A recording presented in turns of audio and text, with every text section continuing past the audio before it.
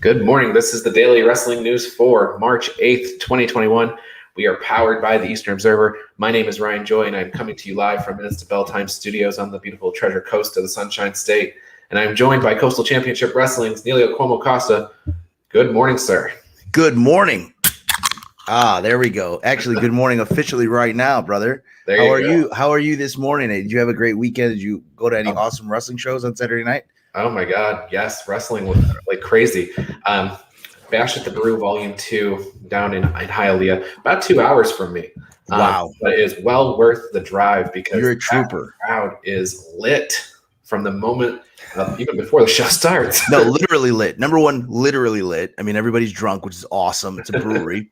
But also one of the most responsive, amazing crowds like ever. Hialeah is popping. It's going through this renaissance right now. So we're happy to be at the forefront of that.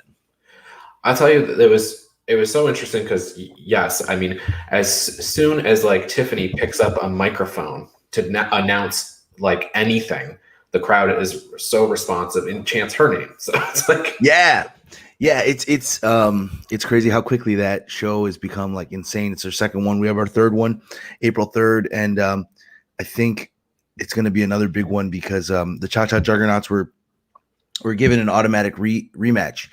But number one, the South American Alliance might not be the CCW Tag Champions by then, and number two, Vince Steele's unavailable on the April 3rd. He's defending he's the state of West Virginia's heavyweight champion. So we're gonna see how that comes out. But it's gonna be awesome. Bash at the Brew 3. But it was just like I can't even think about Bash at the Brew 3 because Bash at the Brew 2, I'm still like in this hangover of just like what an awesome show it was.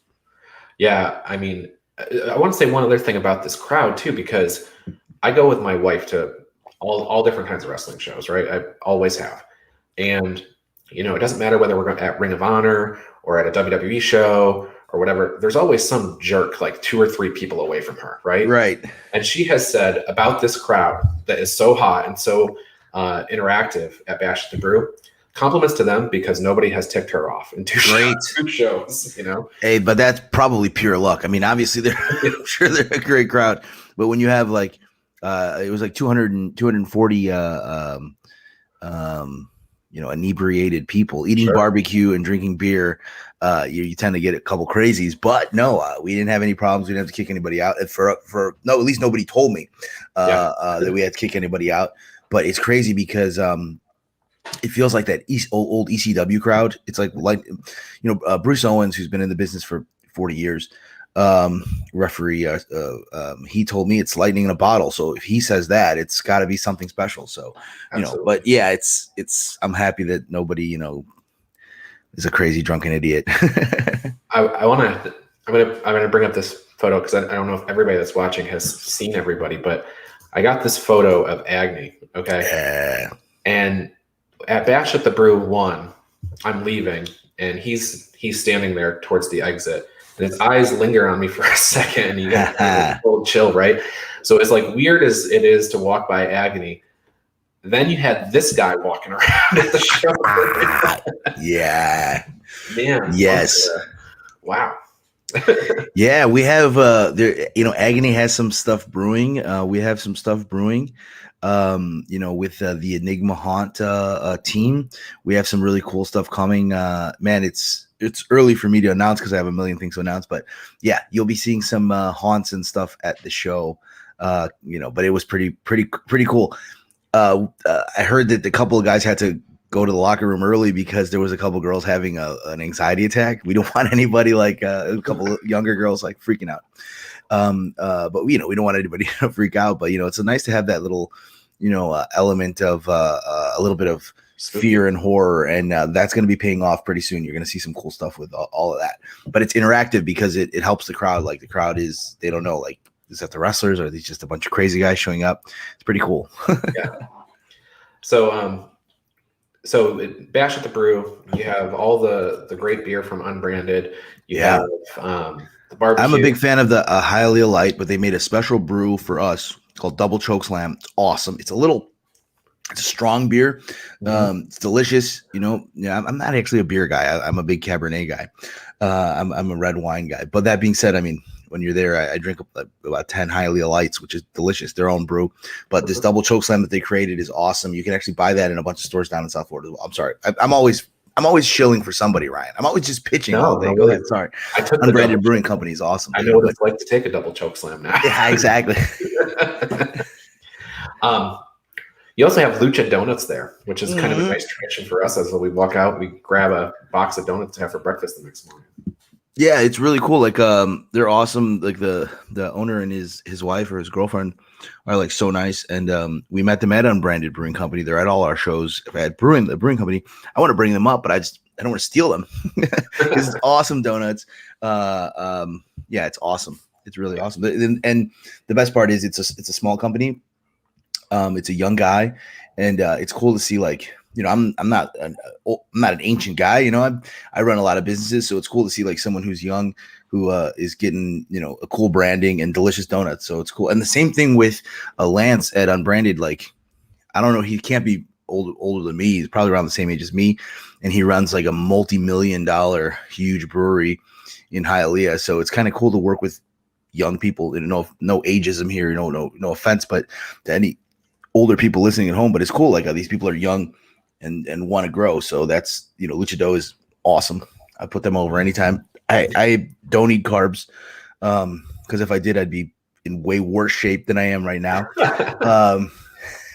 But I took a big bite of a marshmallowy one with chocolate on it. Jackal, he after the show, he's like, you gotta eat this. It was a huge bite of it. I wanted to eat the whole thing, but it was delicious. Lucie Dough, you check them out, and I think they do pop-ups around South Florida. You guys got to check them out as well. Yeah, it's definitely a donut experience for sure. So I guess I had the question kind of like queued up because of it's Bash at the Brew, and you guys are there. If you could bottle CCW up into a beer, what kind of beer would it be? And we got a double choke slam, so we already did it, Ryan. I'm already no. So man, it's funny because I used to. Before COVID, I used to travel a lot. I used to enjoy like Belgian beer and stuff like that. So I would like maybe a it's simple.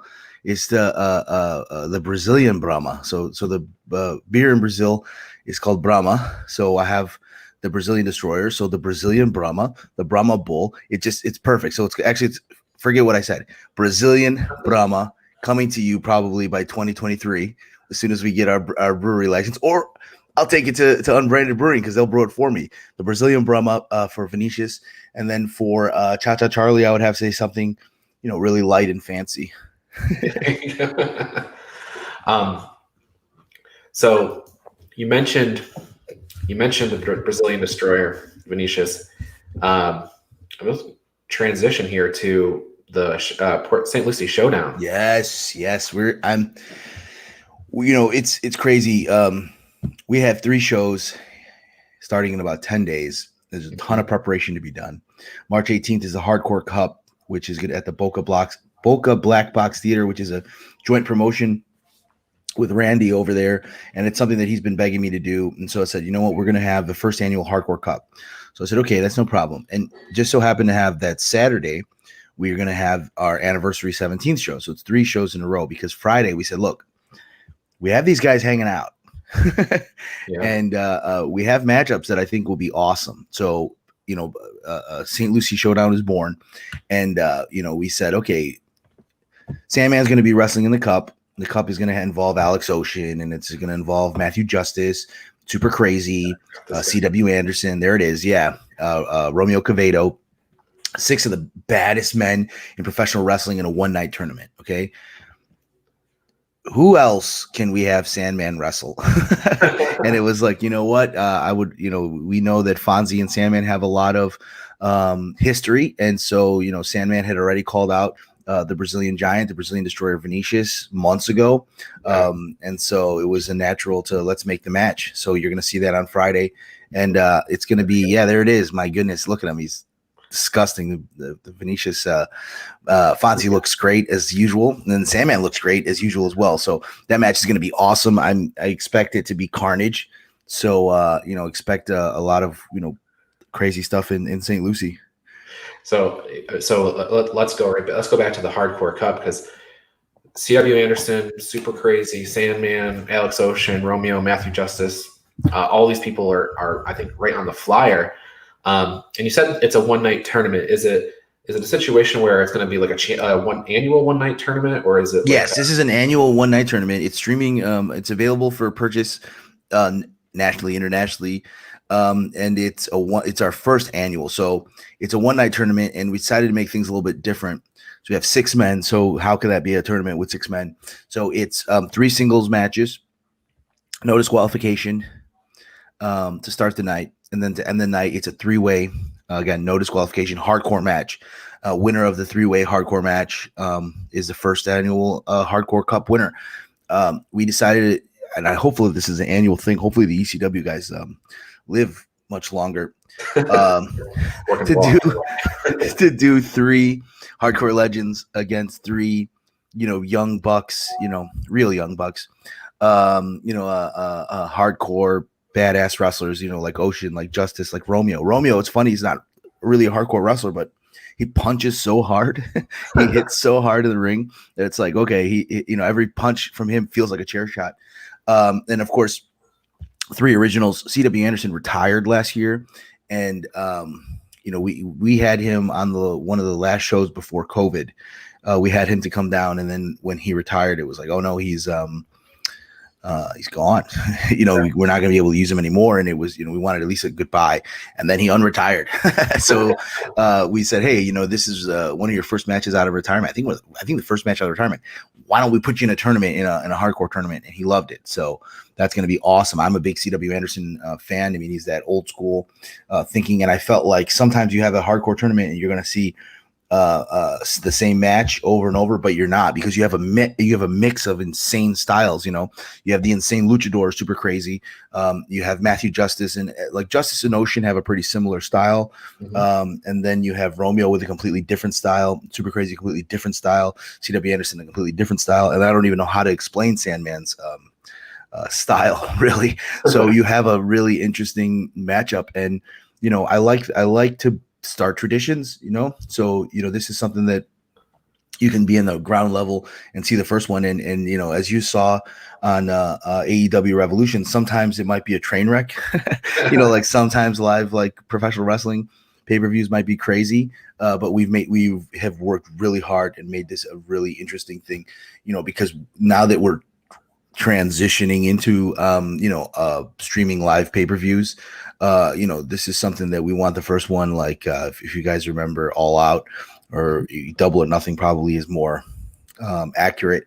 You want to come out with a bang. So we have a lot of interesting stuff, including the South American Alliance will be defending the tag. This is an exclusive, Ryan.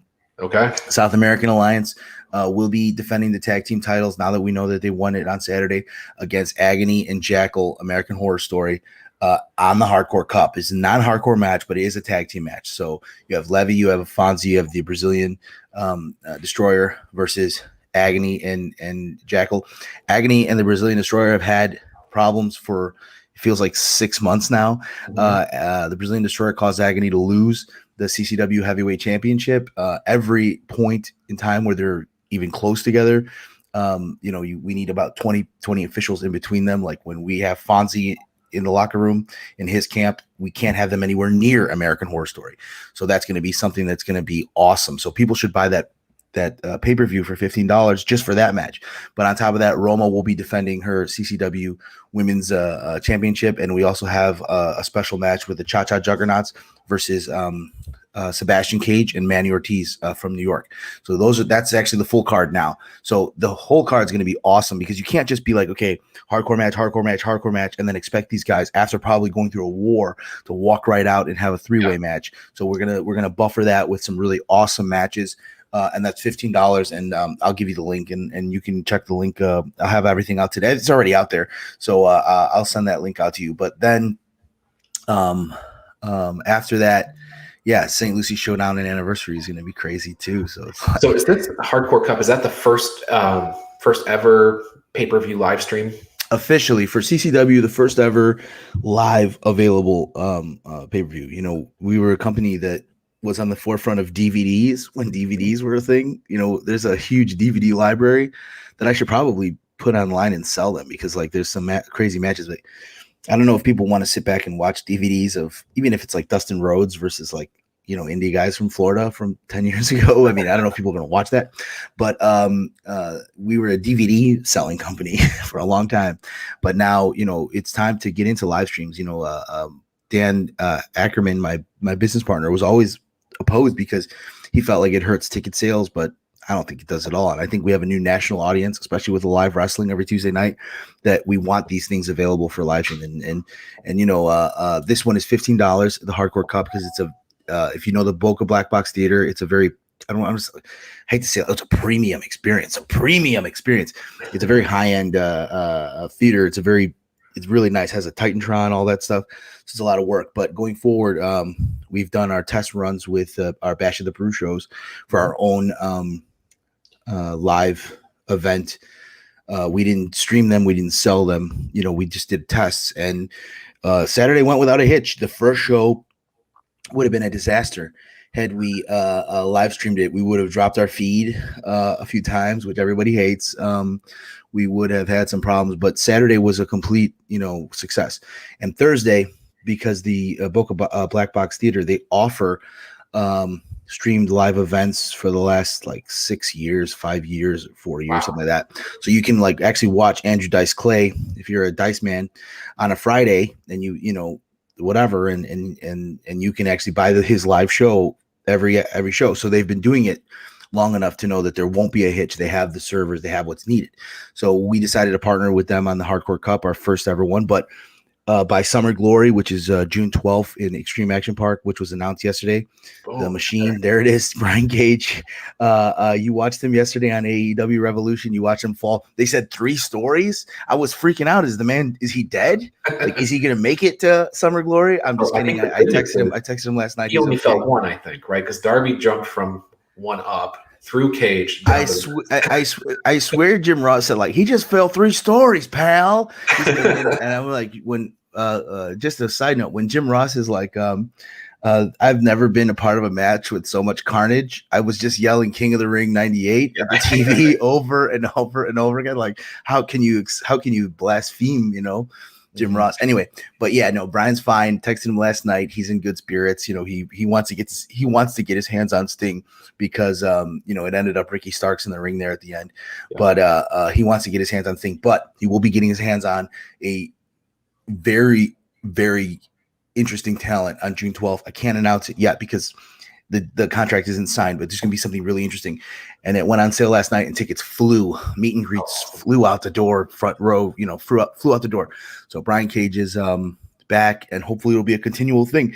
Until Tony Khan stops us from doing this, we're going to try to have Brian Cage as much as possible, until he says, don't work with that dumb Brazilian kid in Florida, then. Well, it's interesting. You were talking, I think, before about the audience that's expanded, outside of South Florida, and you just had Under the Machine with Brian in Nashville. Yeah, it's kind of sad that the Nashville audience that you have, which I know is also very committed because they're there through snow and rain and everything else.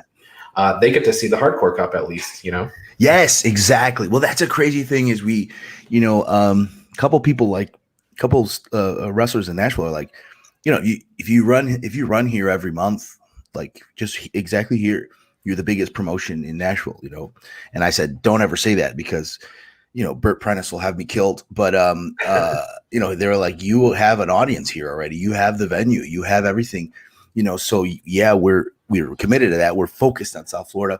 But yeah, now they can watch that live stream Thursday, and then they can check out Summer Glory and a live stream at hopefully a really like nice competitive price and a really awesome presentation, because the Extreme Action Park is freaking great for professional wrestling. It's awesome. It's an awesome place. Yeah, it's a kids amusement park, but where we have set up the whole situation is just so awesome.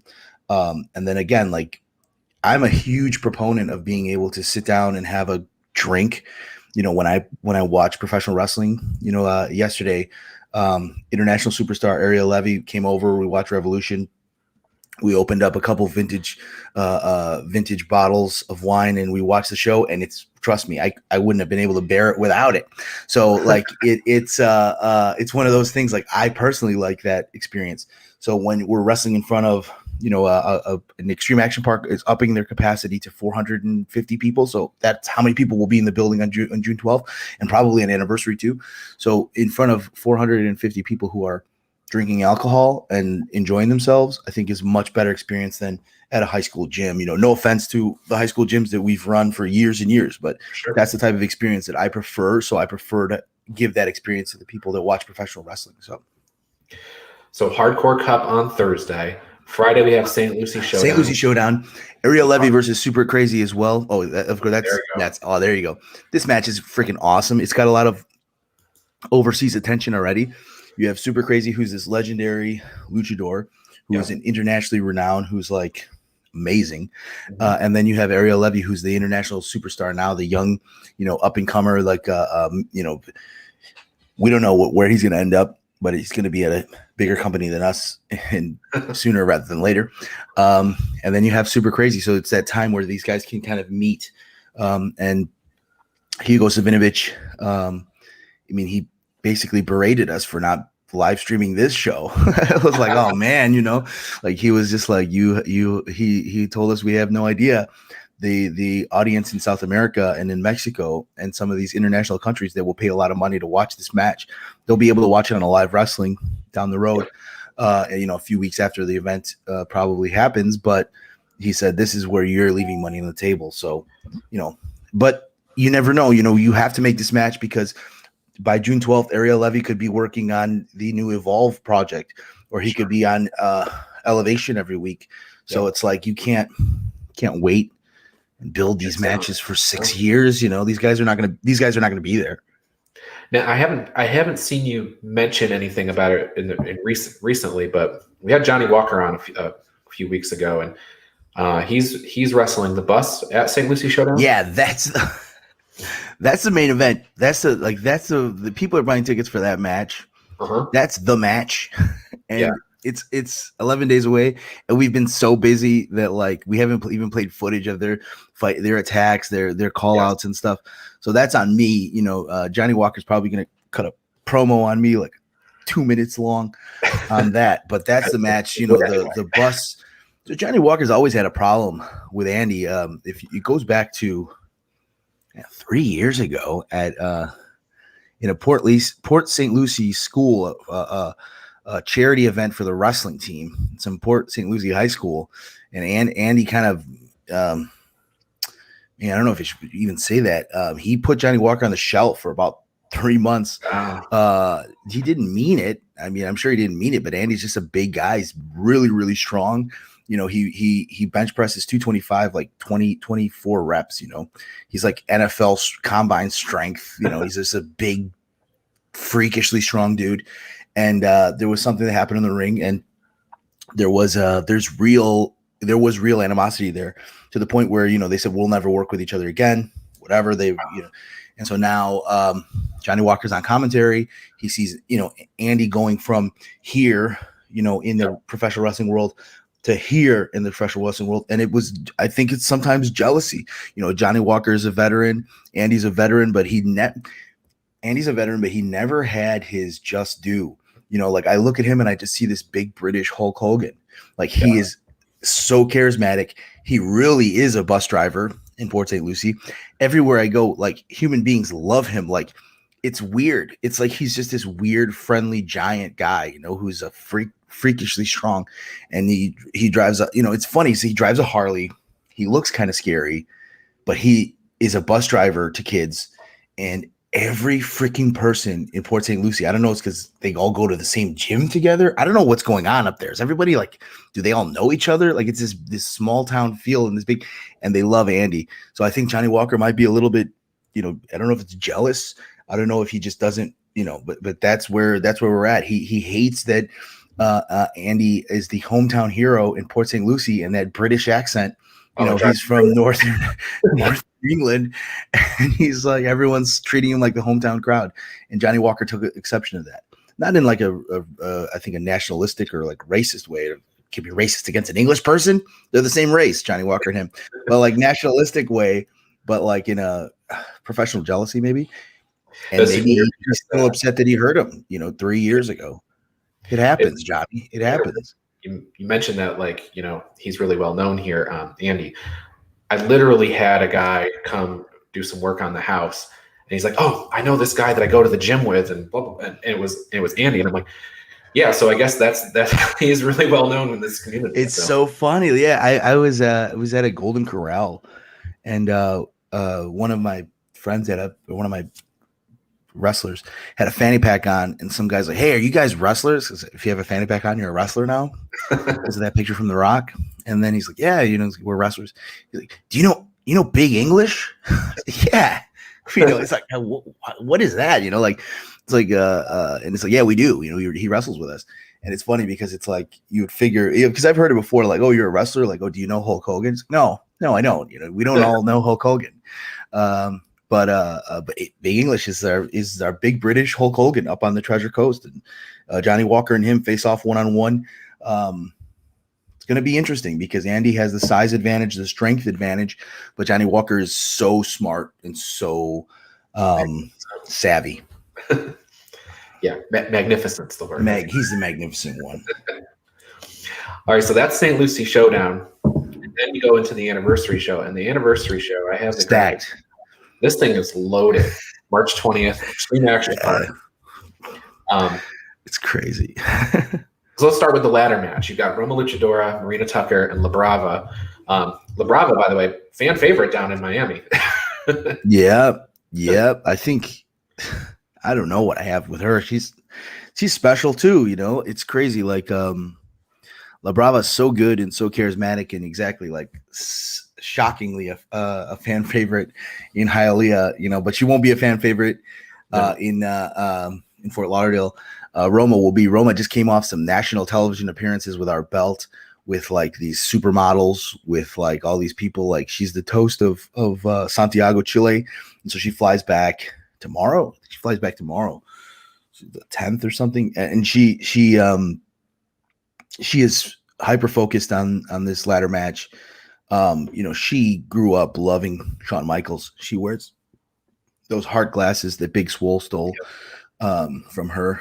She stole that idea a couple weeks ago, but she wears those heart glasses, but she stole it from Shawn. I mean, Roma stole it from Shawn Michaels. So she wears those heart glasses, and she is excited. She's stoked because it's her first ever ladder match. It's Marina's first ever ladder match. It's La Brava's first ever ladder match. The first ever ladder match, women's ladder match in CCW. And I haven't seen many of them. So you have this feud that deserves this ladder match. La Brava costing Marina the CCW women's championship at the Elks Lodge in December. Wow, how does time fly like this? In December, and then Roma and Marina and La Brava having this triple pin happen at Homecoming, which was out of nowhere. You've had these guys have matches with each other. So you know what? Let's take away the championship advantage, put the title above the Action Park, and see which woman comes out on top. Obviously, in a crazy, you think Roma has the advantage, but I think Marina looks like she has the advantage. I don't think she's in Roma's head. I don't think she's in La Brava's head, but she is. She's just so hyper focused. She's in everybody else's head. My dogs don't like it, but she's in everybody else's head. About this ladder match. So that match is going to be huge, and that's a main event in itself. We could have sold, a bunch of tickets just having that, but that it just became like part of this insane show. That we have a former CCW tag champions returning, the Headbangers. They were champions for I think 432 days, 8 years ago, and obviously former WWF tag team champions. They had some great matches with the Road Warriors, and so hopefully they can have a great match with the South American Alliance. If they're going to have that match anyway, that if the South American Alliance are still tag team champions, you never know what's going to happen on Thursday and Friday. Thursday at least, if we can get through that. If that's the case, it would become a three-way.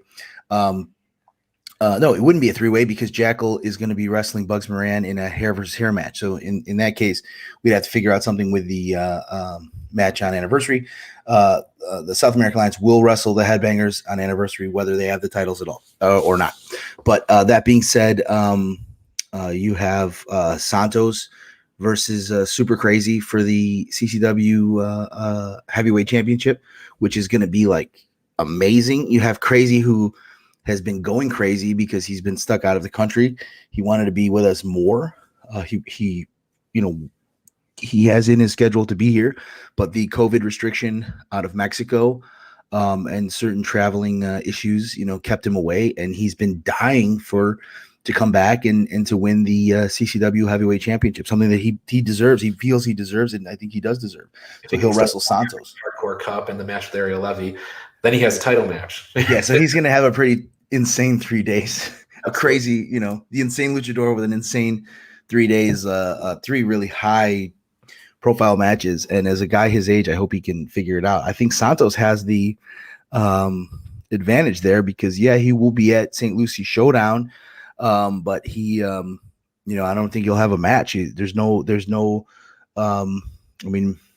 never say never, but there's no challenger ahead of Super Crazy. So it'd be interesting to see if Ariel Levy beats Crazy on that Friday. I mean, Crazy will still have that match that Saturday, but that would position Levy as a number one contender.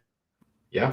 For whoever comes out of the match on Saturday. So it's going to be an interesting weekend for Crazy. It's going to be an interesting weekend for Sandman. These guys are not young guys, so I just hope that everything works out. That they survive the Hardcore Cup. To make their dates on Friday and Saturday. You mentioned kind of running through the card, kind of quickly, the Bugs Moran and Jackal situation. Now, this is not like me going into a hair match. Yes. You would have the advantage, Ryan. Yeah. You'd just be like, whatever. Here's Bugs Moran from luscious hair. Look at that hair. It's like a Pantene Pro V commercial. Oh, and there's Jackal. Jackal's hair. You guys have hair. They have the best hair on the roster. Yeah. You look at those hairs, it's like, wow, that's like pro wrestler 1986 hair. And both of them got it. And they look great. And they really do. Like they're so it's hair versus hair, titles on the line, Southeastern Championship. And that's going to be interesting because Brutus the Barber Beefcake, someone I grew up, obsessed over. I love the Butcher. I love the Booty Band. I love the Zodiac. What else? I love the Disciple, former member of the One Warrior Nation, Brutus the Barber Beefcake, also Hogan's big buddy. Barber came along, and of course the Barber. I mean, is the iconic Barber. You have the barbershop window. You have Shawn Michaels putting Jannetty through the window. You also just have Brutus Barber Beefcake having awesome, surprisingly awesome matches. He was when he came in, he was just jacked. He was just like a big jack dude, And he is back. He's back, and he's going to be cutting somebody's hair. Is it going to be Jackal or is it going to be Bugs? And that is the end of a long feud. That's a feud where Jackal, I think the first episode or the second episode of Alive, Jackal takes Bugs' title, and then for weeks and weeks, Bugs loses his mind, and he held the title for about half a year. Bugs just got it back. And it just came down to, look, it's hair versus hair. These are two guys that, they hate each other. Bugs has stayed at Jackal's house, and it wasn't a very good experience. They've had a lot of experience together.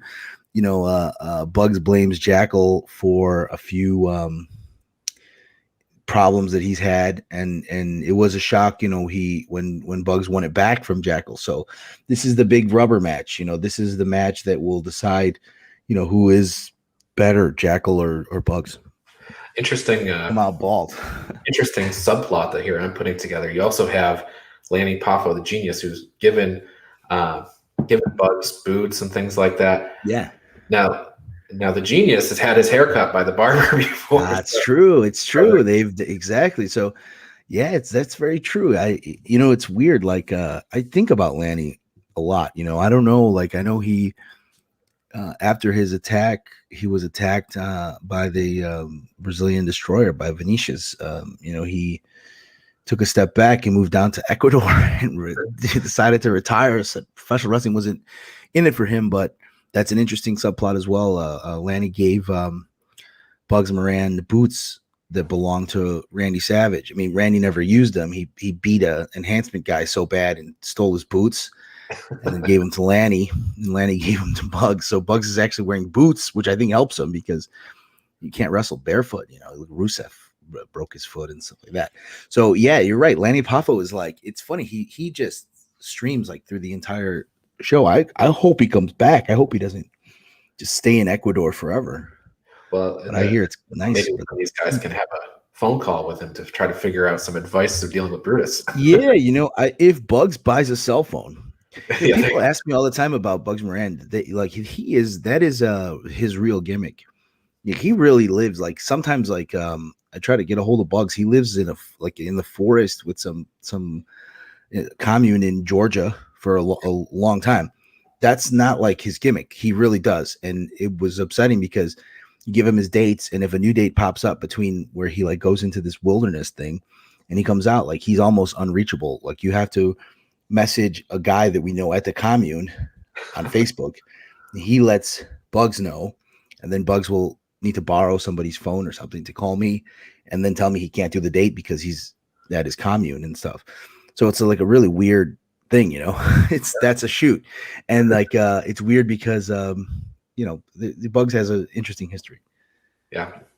Well, he was on the show a few weeks ago as well, and I was like, man, I hope the Wi-Fi is good in the van. But yes, he was somewhere en route between Nashville and South Florida at the time. Perfect. He was probably headed to Georgia for a little bit. No, yeah. He lives the gimmick. He lives the gimmick. You know, obviously he doesn't like ride the rails or anything. I mean, I don't think I'm killing but he really is that like transient lifestyle. Not because he's poor, like not because of the lack of funds. Like he really lives a very strange. He doesn't believe in the traditional human lifestyle of staying in one place and hanging out. So it's kind of good for a professional wrestler, but it's really bad when you're trying to promote a professional wrestler and you can never get a hold of them and stuff. So the other match that we haven't talked about yet, steel cage match at Anniversary Show. So it's another rubber match. You have the Cha-Cha Juggernauts and Controversial who've had huge issues with each other. And it's crazy because I feel like the South American Alliance have kind of scooped that heat. You know, that was a huge tag team feud. And now like Saturday, you had kids like kicking Vinicius in the head on a dive to the outside. You have kids who want to kill Ariel Levy now because of Cha-Cha Charlie and Rafizi and whatnot. But this feud, if you watch those two matches, they're perfect for each other. You have Salazar, who's this big heavy, going right after Vince Steele, and then you have Mr. C, who's a ring general. Mr. C, Carlos, the bald guy, the smaller bald guy in Controversial, man, he lives professional wrestling, and he lives.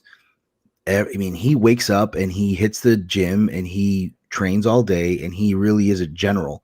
And so you have that guy, and he is the exact antithesis of Cha-Cha Charlie, who wants to dance and hang out with, Dominican girls and Cuban girls until 2:00 in the morning, dancing and partying all night long, which is fine. But then you have Mr. C, who after the match goes to the gym and hits the weights and thinks about what he's going to do next. So those guys, and then of course Salazar just likes to hurt people.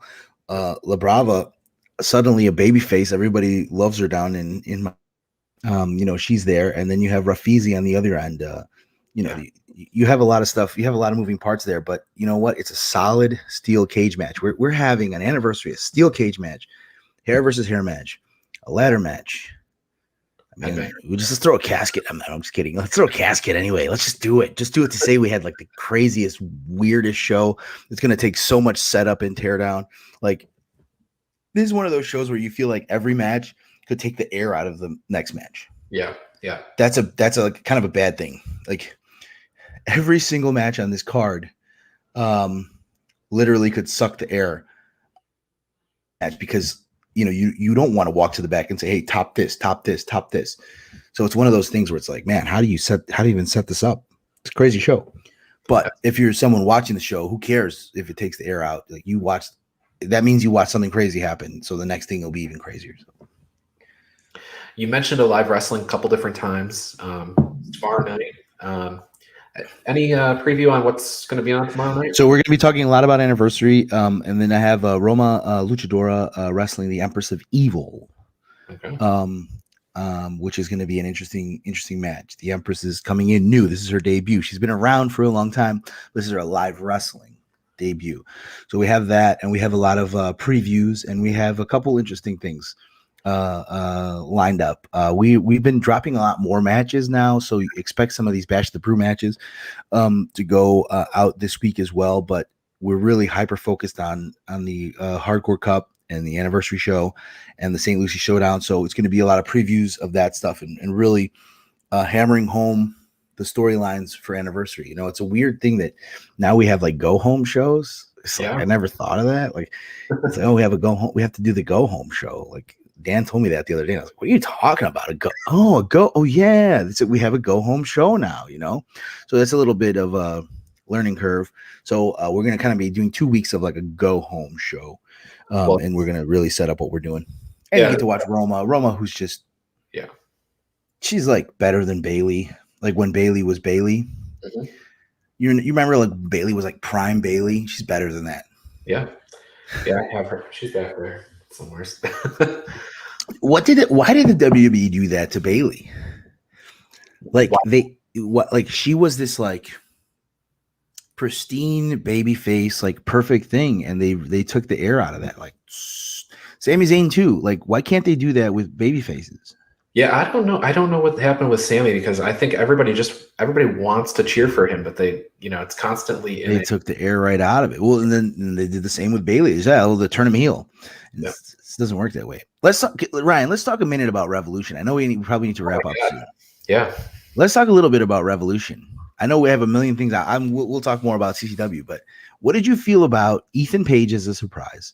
What did you feel about Christian Cage as a surprise? Well, now we need Christian Cage and Brian Cage versus Ethan Page and Sebastian Cage. And Diamond Dallas Page, Daddy. I mean, Ethan Page, I think everybody knew that he was out there and he was available and stuff. So when he came out, I'm like, makes sense. I think he's good for their roster, I think. Yeah, no, he's much better than if he were to go to NXT. Yeah, that was his move. But I think what took the wind out of the sails for me for Ethan Page was the fact that they have a partnership with Impact Wrestling. Yeah, exactly. It's like it's not a jump. Yeah, like they might send him to Impact. Like it's like okay, but Ethan Page is awesome. Like he's great. And what he's done, like to transform his body and all that type of good stuff, is wonderful. And then I was surprised about Christian. I was hoping it was RVD so bad. I thought that's the one. Like, okay, maybe because I love RVD, and I love that era of ECW. But Christian, it felt good because it felt like a steal because he was just at Royal Rumble. Yep, that part of it felt good. But the actual because people were saying like Brock Lesnar and CM Punk and Batista and all this stuff. Yeah, real so it's like it wasn't them, but but is it fair, Ryan, that when AEW brings in a 47-year-old and Sting wrestles and 61 years old and everybody's all excited about it, but when Goldberg wrestles in the WWE, everyone is so mad about it? Is it that they just don't give the WWE the benefit of the doubt anymore? Is it as fans? This is a conversation I've had a few times recently about people rushing to WWE's defense just in that with that argument, exactly, the Goldberg thing. And I guess if anything, it seems like people see Dynamite as like the main show, and they have a lot more younger talent on the main show is versus Raw or SmackDown. If you don't make that show till you're 35, 36 years old. Right. It's true. It's true nowadays. Yeah.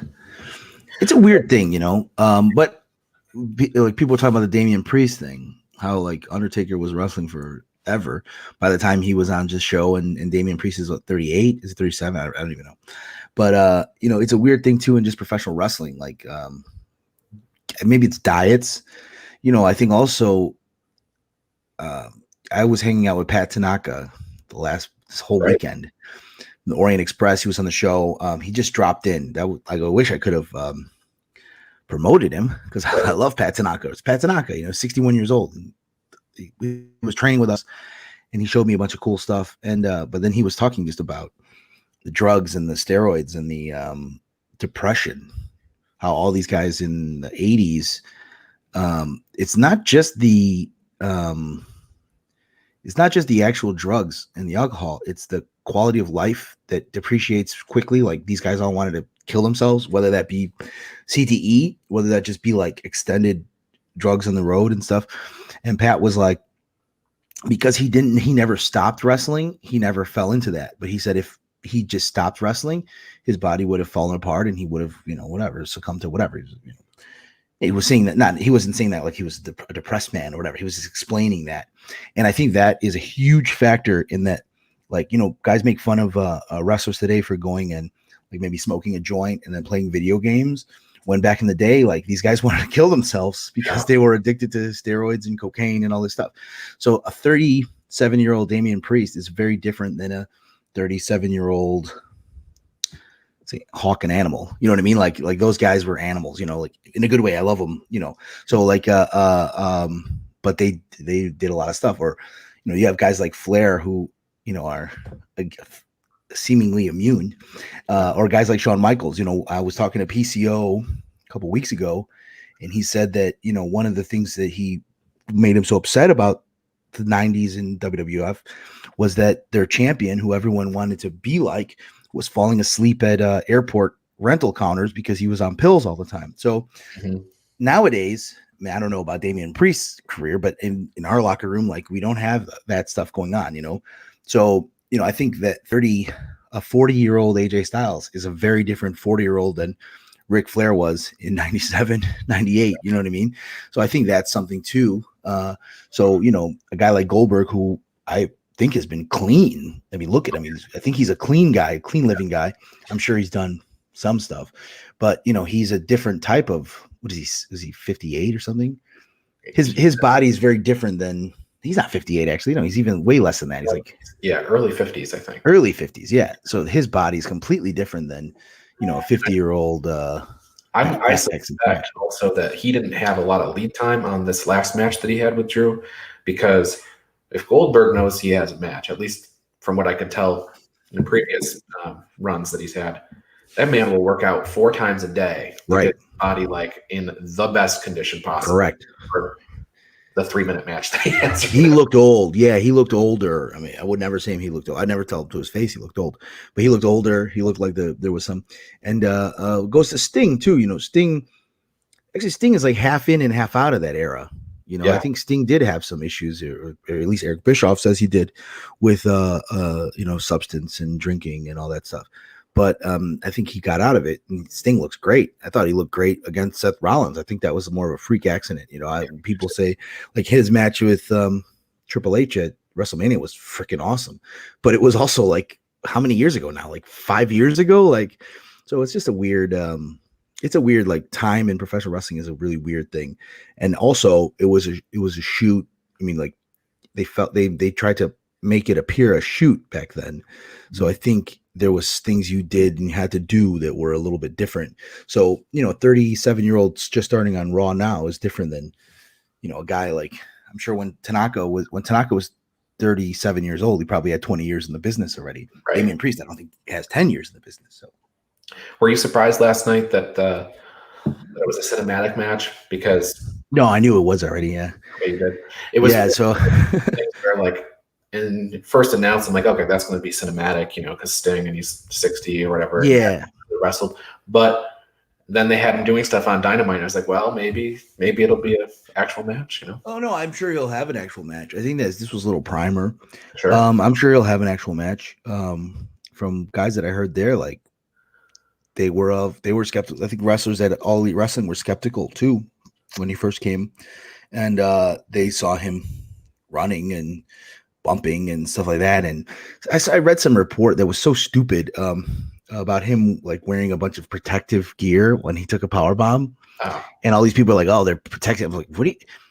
No, like Roman Reigns wears a freaking bulletproof vest, and I never once thought that like that was protecting him from taking a bump. It's so stupid sometimes, but then the opposite, like he looks good, and I knew it was a cinematic match.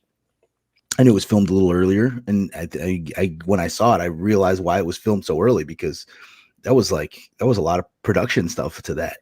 I liked the match a lot, with the exception of there's just no need for commentary. They saw the Boneyard match with no commentary was just so effective. Yeah. But music track in there or something. Yeah. Like that. And they had the music track. I think they had a music track like with music in the background of the match, but they also had Shivani and Taz and Jim Ross with a pre-recorded voiceover. And then they cut back to Taz, whose role on AEW Revolution was to like say like, I'm upset and leave. But like he clearly wasn't, they weren't live commentating it. So it was like that, I felt like, but who knows? Maybe there was a reason for that. They booked themselves in the corner because they have this death match, this crazy death match at the end. But I thought one of the reasons why the Boneyard match was great was the pay-per-view seemingly ended. Yeah. And then they played the match, and then it just went out with us like a smoky, like look as the Undertaker went away. And that was just awesome. And if they had done the same, if they didn't have that death match on the show, if it wasn't a death match, they could have done the same. And you have Sting, and they want to see, I think they set up Cage and Sting, which is good. Then and Darby and Cage, and Starks is a guy who can take a bunch of pins because he's great in the ring, he's great in the mic and stuff like that. So I think the booking was great. But the placement wasn't right and the voiceover wasn't right, but it was awesome. Cage looked like $1 million. Darby looked good too. I never ever talk bad about wrestlers, but and I'm not going to talk bad about Darby Allin, but he just looks like a small guy, and so they made him look good for that. He's a smaller guy. Yeah. And then I think a lot of the talk coming out of Revolution is about unfortunately, it's about like the last 45 seconds of right. It's kind of sad because I really appreciated the whole barbed wire massacre and even the story with Eddie Kingston coming in at the end, after they had that was great. But they talked about always knowing, I know your mom and talk to your mom and all this stuff. They have this great story. They bring that out and there's like sparklers. So, man, too bad though.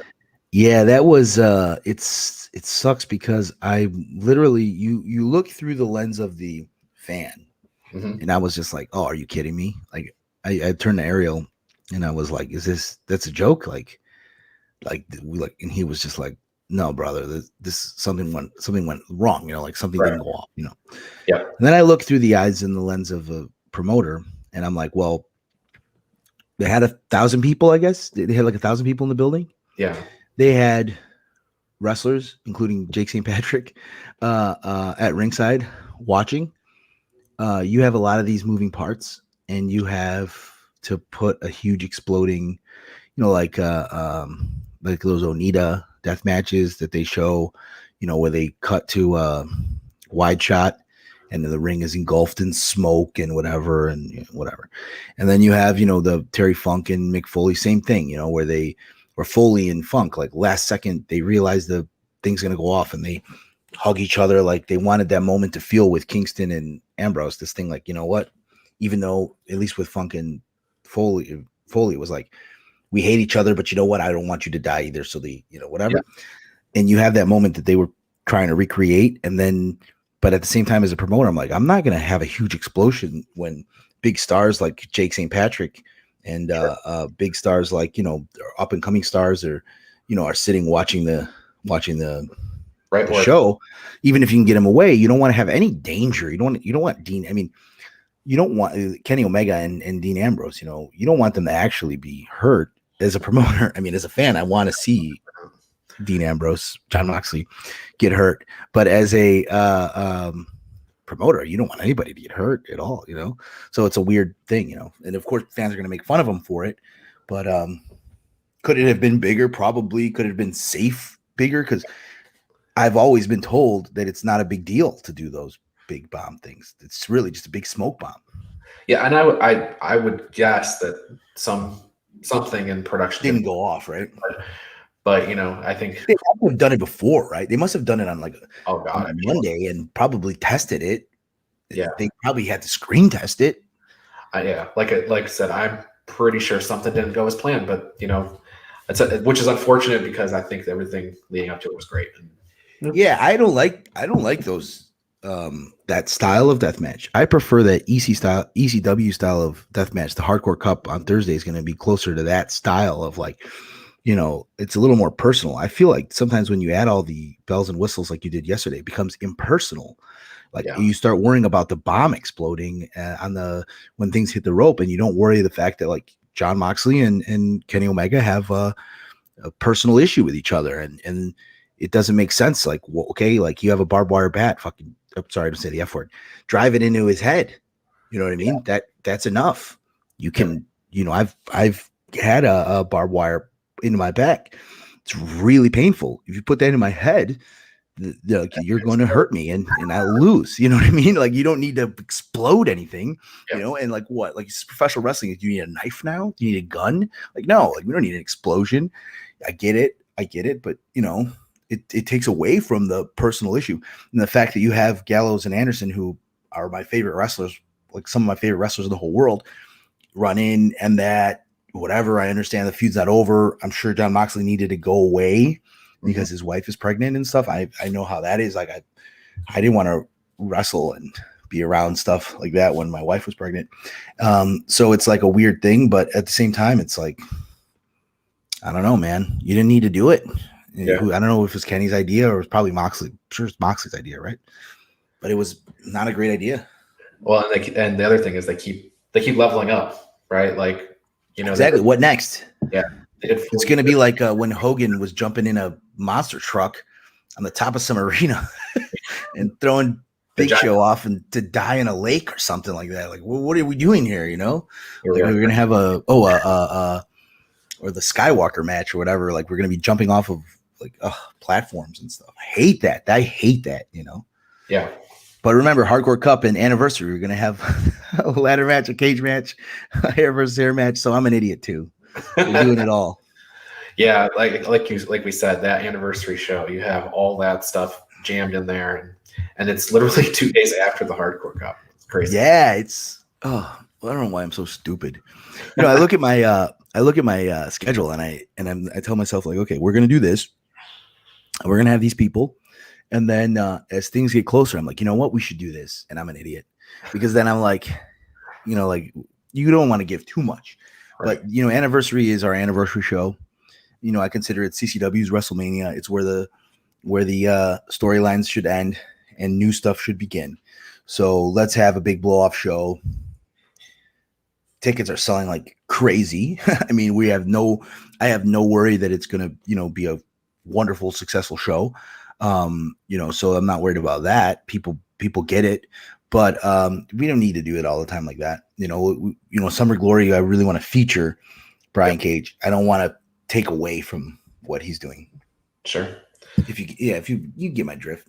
Yeah. You get it, brother. You get it.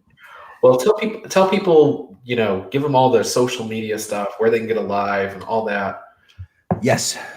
Did we saved another hour for us to do that? Okay. Okay. So I'm just kidding. I'm here. Obviously, CCW Coastal Championship Wrestling, ccwrestlingfl.com. We hit you with the events right away.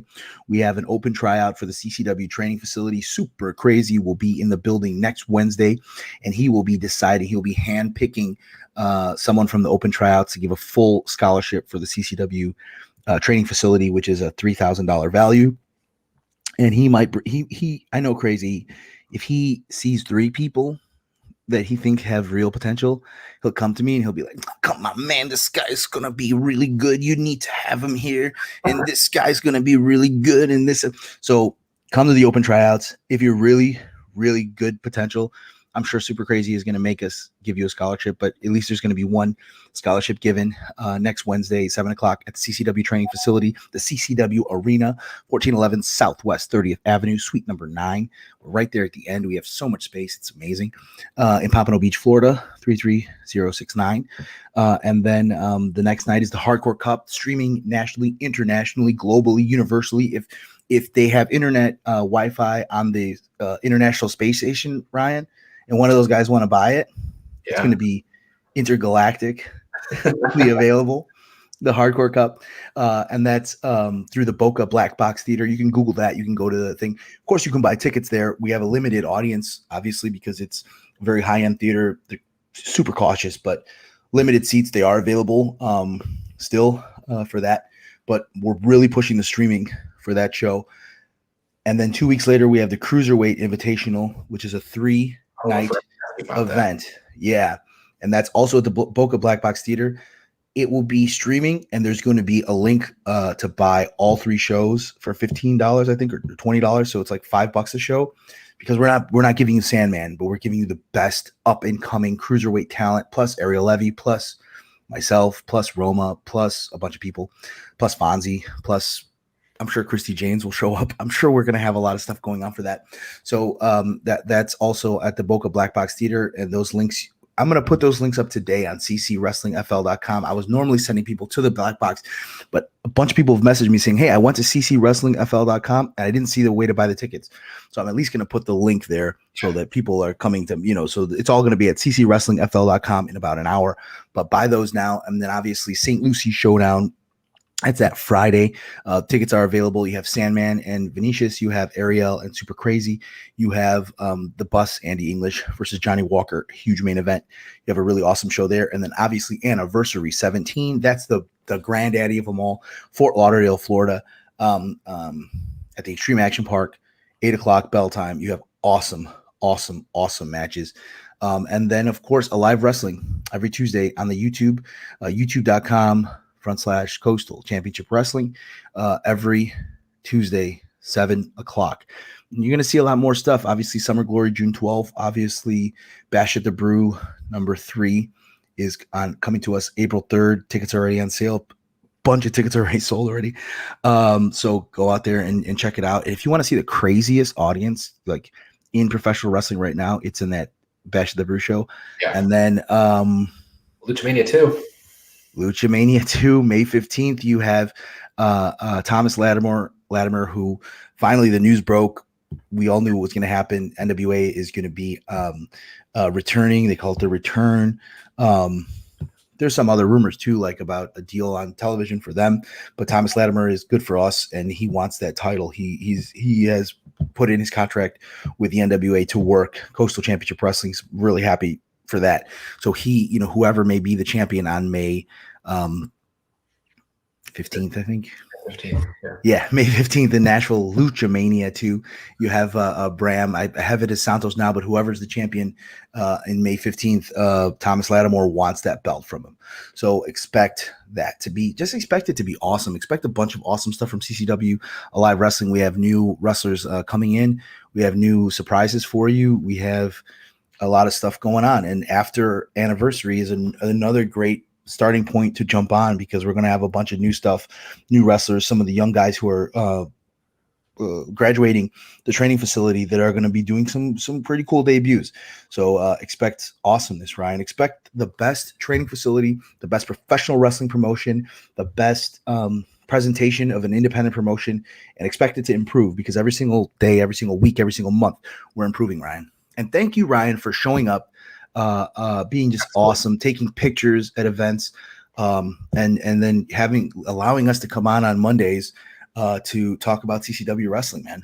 100%. It's great. And I think a lot of people really appreciate having, seeing you come in from South Florida, learning about what's going on down here, and, learning about Ariel Levy, learning about Johnny Walker, Bugs Moran, the guys that we've had on.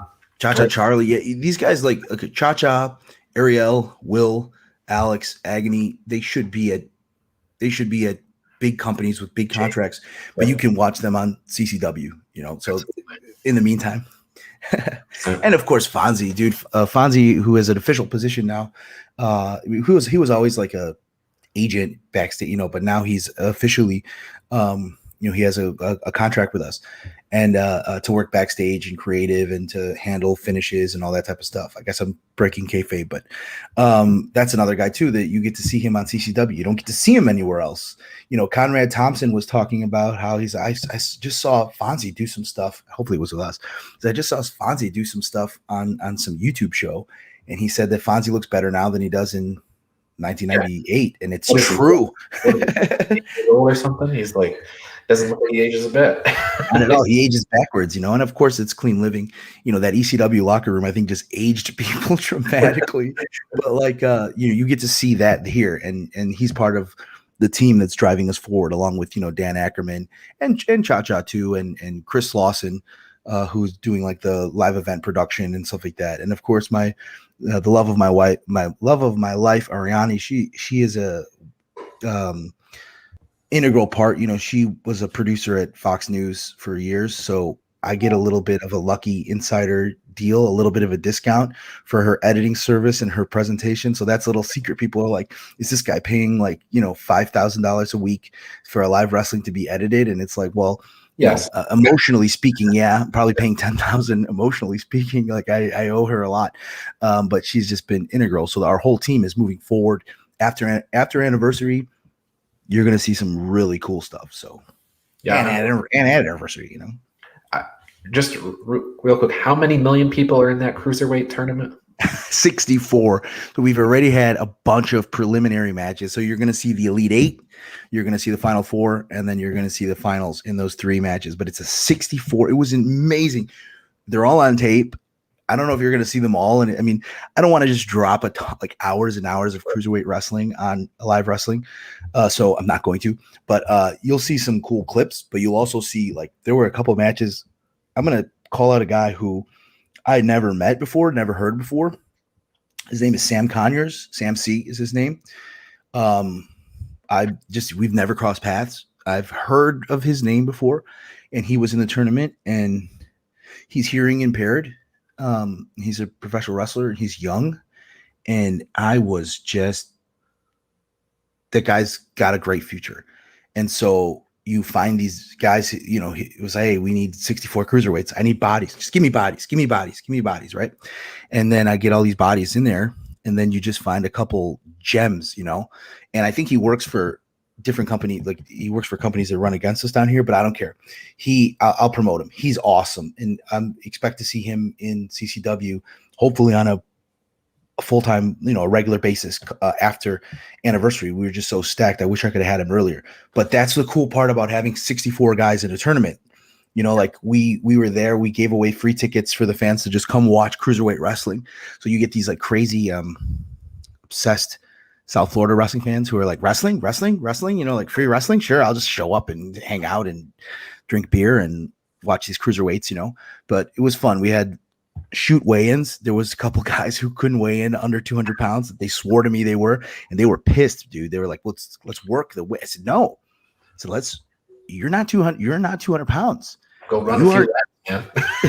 Like, you are disqualified. Like, just go to the bathroom. Like, do something, and they're like, it's 2 pounds or it's 3 pounds, Says, brother, I told you it was a shoot. So, but it was awesome. And you'll see Sam C's match for sure. You'll see Sam Conyers' match, and you'll see some other stuff. I'll probably try to put it on a live. But yeah, you're going to see some new guys in that too. Awesome. I'm going to tell some people about some things around the network that I support. So join Joey Jarzenka, Ian Schreier, and Rob DeLuca on Friday nights for the Primetime Rundown. They take the world of sports. Show kicks off at 6 p.m. on the Eastern Observer. And then as you're getting ready to watch a live wrestling on Tuesdays, pull up the Essential Wrestling podcast on YouTube, Facebook, or wherever. Al Carl hosts that. I come on as a guest with John Smith and John DeConnie and Gary Mahaffey. They take you through the entire week of updates and highlights in the world of wrestling. That's at 6 p.m. on Tuesday, so it could be your live wrestling lead-in. Love it. And then this show, the Daily Wrestling News Show, it's here every week, Monday through Thursday at 10 a.m., and then you can also catch it on demand in Oh, Siri is getting in my way. So one thing is, I'm going on vacation next week. My wife and I are going to take some time off, so this show is not going to be live. But what I've done with all of my co-hosts, we have gone and pre-taped our favorite WrestleMania, and we break it down. So next week you have WrestleMania 4. I have one co-host whose favorite WrestleMania was 36. What? Yeah, I know. He was really happy to have something to watch during the. So yeah. a really long episode, so it's a double feature on Friday next week. So. Man, Ryan, I love doing. If you ever do it on the old NWA from like 84 to 89, you call me, buddy, because I watch those all the time. Anyway, or Super Clashes, we'll do it, Ryan. You tell me the event, and we're going to do it. Starcade 86 or 88, freaking great. All right, we'll do it. We'll do it. Sounds good. That's been our show. Anything else, my friend?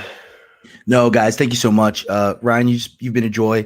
Can't wait to see you the St. Lucie Showdown. Hopefully anniversary. My dogs are excited for you too. So thank you again. Yeah, I will be at St. Lucie Showdown. I will be at the anniversary show. And I will probably be watching Hardcore Cup live from Orlando, where we're going. Awesome. All right, everybody. Thank you. We'll see you tomorrow.